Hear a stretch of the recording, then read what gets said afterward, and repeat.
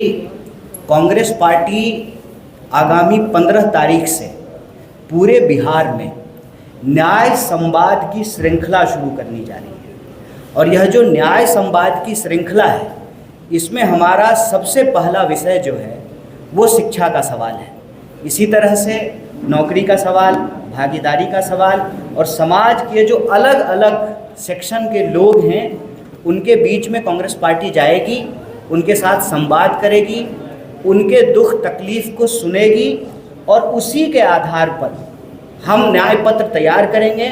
और उस न्याय पत्र के आधार पर आने वाले दिनों में चाहे चुनाव हो, हमारी सरकार बने या किसी और की भी सरकार बने, उन न्याय को लागू करने के लिए कांग्रेस पार्टी प्रतिबद्ध है। इसी सोच के साथ, इसी संकल्प के साथ आगामी 15 तारीख को नेता प्रतिपक्ष श्री राहुल गांधी जी बिहार आ रहे हैं। दरभंगा में वो छात्रों से संवाद करेंगे और जब वो दरभंगा में छात्रों से संवाद कर रहे होंगे, ठीक उसी वक्त बिहार के अलग अलग जगहों पर 60 से ज़्यादा जगहों पर कांग्रेस पार्टी के देश स्तर के नेता बिहार आ रहे हैं, जिसमें हम विभिन्न हॉस्टलों में जाएंगे। SC ST हॉस्टल में जाएंगे, EBC हॉस्टल में जाएंगे, महिला छात्रावासों में जाएंगे, अल्पसंख्यक छात्रावास में जाएंगे। साथ ही साथ जहां पर हॉस्टल नहीं है वहां पर टाउन हॉल के अंदर विद्यार्थियों को इकट्ठा करके बिहार के अंदर जो शिक्षा की हालत है उस पर चर्चा करेंगे, संवाद करेंगे। और उसी कड़ी में यह प्रेस वार्ता की गई है और इस प्रेस वार्ता के माध्यम से 5 प्रमुख विषय को हमारे ये मौजूद साथियों ने उठाया है। पहला विषय ये है, आपको वोट दे करके आप कुर्सी पे बिठाते हैं, वो सरकार कुर्सी पे बैठ करके आपके ऊपर डंडा मारने का आदेश देती है, तो लाठी का बदला वोट से लीजिए। लाठी का चोट जो आपके ऊपर लगा है उसका बदला आप वोट से लीजिए। इसीलिए यहाँ पे हमने स्पष्ट तरीके से हमारे साथी ने कहा कि हम रोजगार मांग रहे हैं, हमको कर्जदार मत बनाइए। और हम आपसे नौकरी मांग रहे हैं तो आप हमको लाठी मत दीजिए, लाठी नहीं नौकरी दो। इसका कोई जो है अभी कल्मिनेशन डेट फिक्स नहीं है। ये संवाद की यात्रा अभी चलेगी। ये न्याय संवाद की श्रृंखला है जिसके तहत अभी हम शिक्षा न्याय संवाद शुरू किए हैं। इसी तरह से अलग अलग विषयों पे जो है यह न्याय संवाद का कार्यक्रम चलता है। विद्यार्थियों से, नौजवानों से हम बात करेंगे और हमारा संकल्प ये है कि बिहार की शक्ति से ही देश की प्रगति होगी। और इसीलिए यह न्याय संवाद की श्रृंखला आगामी 15 तारीख से शुरू हो रही है, जो लगातार चलेगी। और 15 तारीख को नेता प्रतिपक्ष दरभंगा में छात्रों से संवाद करेंगे और उसी वक्त बिहार के अलग अलग जगहों में 60 से ज़्यादा जगहों में कांग्रेस पार्टी का कोई ना कोई नेता या कार्यकर्ता छात्रों की आवाज़ को सुनेगा और उनके संघर्ष में हम कंधे से कंधे मिला करके चलेंगे। इसी महत्वपूर्ण सूचना के लिए यह महत्वपूर्ण प्रेस वार्ता बुलाई गई। आप तमाम मीडिया के साथी यहाँ उपस्थित हुए, इसके लिए हम पार्टी की तरफ से आपका बहुत बहुत धन्यवाद करते हैं। भारतीय राष्ट्रीय कांग्रेस यह उम्मीद करता है कि बिहार को बदलने की जो हमारी कोशिश है, इस कोशिश में मीडिया बंधु भी हमारा साथ देंगे। आपके अगर कुछ प्रश्न हैं इस विषय से जुड़े, जो भी प्रयास हो रहे हैं सबके लिए, सबको जो है हर कदम जो है वो मंजिल की ओर इम्पॉर्टेंट है, चाहे वो कदम छोटा हो या बड़ा हो। वैज्ञानिक तरीके से करने का मतलब ये है कि जो तेलंगाना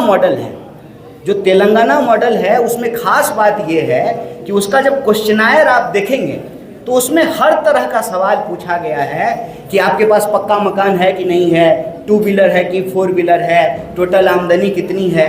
तो वो एक तरीके से डिटेल सोशल और इकोनॉमिक सर्वे है।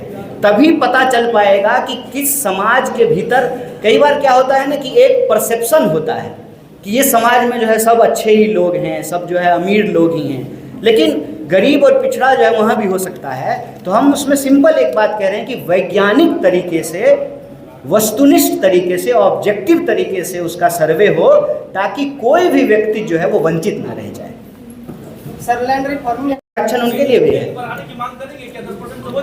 आप एक बार डेटा तो आ जाए, डेटा आ जाएगा तो बिल्कुल बिल्कुल बिल्कुल जनसंख्या के अनुपात में जो है उनका भी प्रतिनिधित्व हो, उसमें कोई अंतर्विरोध थोड़ी है। देखिए, किसी के लिए न्याय मांगना किसी के लिए अन्याय नहीं है। समाज में अगर बराबरी होगी ना, उसका लाभ जो है हर किसी को मिलेगा। समाज में अगर बराबरी होगी लिंग के आधार पर, तो जो है उसमें हमारी माता जी को भी जो है न्याय मिलेगा और बाकी जो है लोगों को भी न्याय मिलेगा। एक के लिए न्याय दूसरे के लिए अन्याय नहीं है। और हमारी कोशिश प्रतिनिधित्व और भागीदारी का है। हम एक समुदाय के लिए मांग रहे हैं तो दूसरे समुदाय का विरोध नहीं कर रहे हैं। हम चाहते हैं कि वैज्ञानिक तरीके से डेटा आए और सबको जो है बराबर का प्रतिनिधित्व मिले। आज सरकार ने जो अपना करवाया कास्ट सर्वे, रिजर्वेशन का जो गैप बढ़ाने की बात आप लोग कर रहे हैं, तो कितना फिजिबल है? मतलब अगेंस्ट जो सुप्रीम कोर्ट का डायरेक्शन के बाद how much it is feasible? It is just हवा हवा अगेन नहीं, सुप्रीम देखिए मैं अब आपको सरकार की भाषा कहता हूँ।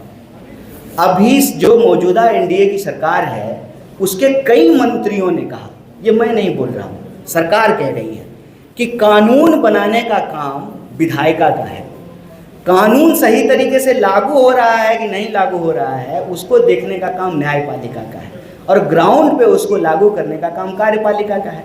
तो कानून अगर 50% की सीमा भी जो तय हुई है वह तो विधायिका से ही तय हुई है। जब आंकड़े आ जाएंगे और आंकड़े यह बता रहे हैं कि जो भागीदारी का सवाल है वो भागीदारी आज भी समाज के अंतिम व्यक्ति तक नहीं पहुंचा है। मैं आपको एक सिंपल उदाहरण देता हूं कि जो नियम बनाए गए हैं हम उससे इतर कोई बात नहीं कर रहे हैं। संविधान संशोधन के तहत जब यूपीए की सरकार थी, आर्टिकल 15(5) में आप निकाल करके देख सकते हैं, मैं अभी ले आता संविधान तो यहीं खोल के दिखा देता कि 15(5) में यह साफ साफ लिखा हुआ है निजी क्षेत्रों में भी आरक्षण का प्रावधान किया गया है। तो जब संविधान कहता है तो अब न्यायपालिका उसको कैसे रोक सकती है? सरकार कानून बना सकती है, बिल्कुल बना सकती है और सरकार बनाएगी। सरकार जैसे जाति जनगणना करने के लिए तैयार हुई है वैसे ही सरकार को कानून भी बनाना पड़ेगा।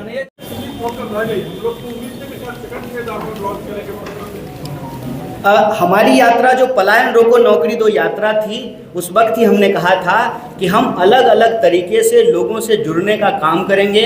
वह जो यात्रा शुरू हुई है उसी का अगला पड़ाव ये है कि अब हम पद यात्रा करने की बजाय अलग अलग ज़िलों में, अलग अलग हॉस्टलों में, अलग अलग ब्लॉकों में जाएंगे और वही शिक्षा, नौकरी और भागीदारी के सवाल पर लोगों से संवाद करेंगे। तो यह जो सतत संघर्ष है उसी का अगला पड़ाव है यह।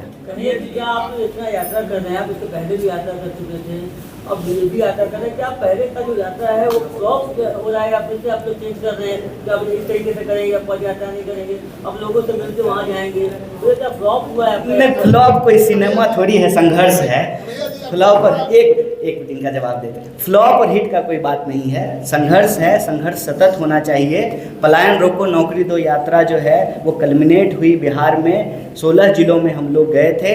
बाकी जो क्षेत्र छूटे हैं, यह जो न्याय संवाद है इसके माध्यम से हम लोग जाएंगे और हर वर्ग, हर जाति, हर वर्ग किसी को नहीं छोड़ेंगे, सबके साथ जो है हम लोग संवाद करेंगे। और वह जो संघर्ष में जो सवाल हम लोगों ने कलेक्ट किया लोगों से, उसी के आधार पे अभी देखिए अलग अलग वर्ग का प्रतिनिधित्व करने वाले लोगों ने उस बात को यहाँ रखा है और लगातार लोगों से संवाद करके यह जो संघर्ष की प्रक्रिया है उसको आगे बढ़ाएंगे। और हमारा संकल्प ये है कि न्याय सुनिश्चित होने तक यह यात्रा जारी रहेगी। बात के लिए स्वीकार की कि आगामी समय में जाति जनगणना की जाएगी। सवाल ये है कि जाति जनगणना की मांग हम लोग क्यों कर रहे हैं? सामाजिक न्याय की धरती है बिहार। जाति जनगणना की मांग हम इसलिए कर रहे हैं कि कई दशकों तक सामाजिक न्याय की नीतियों को लागू करने के बावजूद, आरक्षण की नीति को लागू करने के बावजूद आज भी आंकड़े ये कहते हैं कि समाज के अंतिम पायदान का जो व्यक्ति है आज भी उसको न्याय नहीं प्राप्त हो रहा है, जिसके बारे में डिटेल से इन साथियों ने आपके बीच में अपनी बात रखी। तो जो जाति जनगणना है उस जाति जनगणना का अगला कदम ये है कि यह जो 50% की सीमा है इस सीमा को समाप्त कर दिया जाए।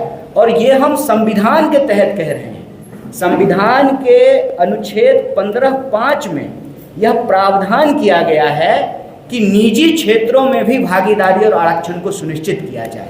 तो पहला मांग ये है कि जाति जनगणना हो और जाति जनगणना वैज्ञानिक तरीके से हो, लिपापोती नहीं हो और सही आंकड़ों के आधार पर 50% की सीमा को समाप्त किया जाए और निजी क्षेत्रों में भी आरक्षण को, भागीदारी को सुनिश्चित किया जाए। दूसरा सवाल ये है कि बिहार में अगर आप शिक्षा व्यवस्था को देखेंगे, शिक्षा की हालत ये है कि 3 साल की डिग्री 3 साल में नहीं मिलती है। प्रश्न ये है कि जब पूरे देश में 3 साल की डिग्री 3 साल में मिलती है तो बिहार में 3 साल की डिग्री 5 साल और 7 साल में क्यों मिलता है? वो बिहार जहाँ पर नालंदा विश्वविद्यालय रहा, वो बिहार जहाँ पर विक्रमशिला विश्वविद्यालय रहा, वो बिहार जहाँ पर आज़ादी से पहले पटना विश्वविद्यालय की स्थापना हुई, जिसको ज्ञान और मोक्ष की भूमि कही जाती है, आप बिहार में किसी भी धर्म का इतिहास उठा करके देख लीजिए, उसका इतिहास बिहार से जुड़ा हुआ है। देश का इतिहास बिहार के इतिहास के बिना पूरा नहीं होता है। उसी तरह से बिहार की प्रगति के बिना देश की प्रगति संभव नहीं है। ऐसे में बिहार की प्रगति के लिए, देश की प्रगति के लिए यहाँ की शिक्षा व्यवस्था को बेहतर करना जरूरी है। 3 साल की डिग्री 3 साल में मिले, ये एक बात है। इसके तहत जो मुख्य सवाल ये हैं कि जहाँ शिक्षक नहीं है वहाँ शिक्षक हों, इंफ्रास्ट्रक्चर को बेहतर किया जाए। केजी से पीजी तक सरकार का फैसला है कि SC, ST, OBC, पिछड़ा, अति पिछड़ा और सभी वर्ग की महिलाओं के लिए केजी से पीजी तक फ्री एजुकेशन है। तो ये अलग अलग कॉलेज में अलग अलग फीस कैसे लिया जा रहा है, अलग अलग यूनिवर्सिटी में अलग अलग फीस कैसे लिया जा रहा है, अलग अलग कोर्स के नाम पे अलग अलग फीस कैसे लिया जा रहा है। आप B.Ed का फीस उठा करके देख लीजिए, आप BBA का फीस उठा करके देख लीजिए, आप मास कॉम का फीस उठा करके देख लीजिए। तो जब सरकार का फैसला है कि सरकारी संस्थानों में केजी से पीजी तक शिक्षा मुफ्त होगी, तो इसको लागू क्यों नहीं किया जा रहा है? बिहार में प्लेसमेंट सेल को क्यों नहीं लागू किया जा रहा है? बार बार क्यों पेपर लीक हो रहा है? रोजगार का जो सवाल है, 4 लाख 4.5 लाख से ज़्यादा पोस्ट खाली है, उन पोस्ट को क्यों नहीं भरा जा रहा है? और कोई परीक्षा, चाहे BPSC की हो, Tier 3 की परीक्षा हो, किसी भी डिपार्टमेंट की परीक्षा हो, उनको जो है नौकरी नहीं मिल रही है और रोजगार देने के बजाय बिहार सरकार लोगों को कर्जदार बना रही है। आप ये देखिए कि 2000 करोड़ से ज़्यादा रुपया जो है बिहार के विद्यार्थियों के ऊपर कर्ज है। नौकरी मिलने से पहले, मतलब रोजगार मिलने से पहले एक विद्यार्थी जो है वो कर्जदार बन जा रहा है। तो सरकार से हमारी यही मांग है कि साहब, यह जो डबल इंजन की सरकार है, यह डबल इंजन जो है ना पूरा गुजरात की तरफ घुमा हुआ है। रोजगारों उधरे जा रहा है, नौकरियों उधरे जाएगा, बुलेट ट्रेन भी वहीं बनेगा, सारा डेवलपमेंट वहीं होगा।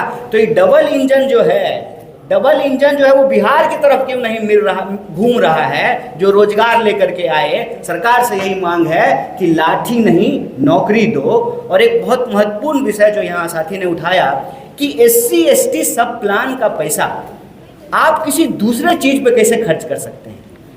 आप जब भी सरकार के किसी नुमाइंदे से पूछेंगे कि यह जो मौजूदा डबल इंजन की सरकार है इसने क्या किया है, तो मुंह छूटते ही सबसे पहले वो कहेंगे हमने पुल बनाया, हमने सड़कें बनाई हैं। आप पुल बनाए हैं, सड़कें बनाए हैं, हालांकि ये अलग बात है कि यहाँ पे जो है पुल चोरी भी हो जा रहा है। जहाँ नदी नहीं है वहाँ भी खेत में पुल बन जा रहा है। सवाल ये है कि आप SC, ST सब प्लान का पैसा दूसरे मद में, दूसरे हेड में कैसे खर्च कर सकते हैं? ये सीधे तौर पर यह दलित विरोधी कार्रवाई है। तो यह 5 विषय को लेकर के, एक भागीदारी के सवाल को लेकर के, नौकरी के सवाल को लेकर के, शिक्षा के सवाल को लेकर के कांग्रेस पार्टी बिहार के हर जगह जा कर के हर वर्ग के विद्यार्थियों से बात करेगी, चाहे बिहार के गरीब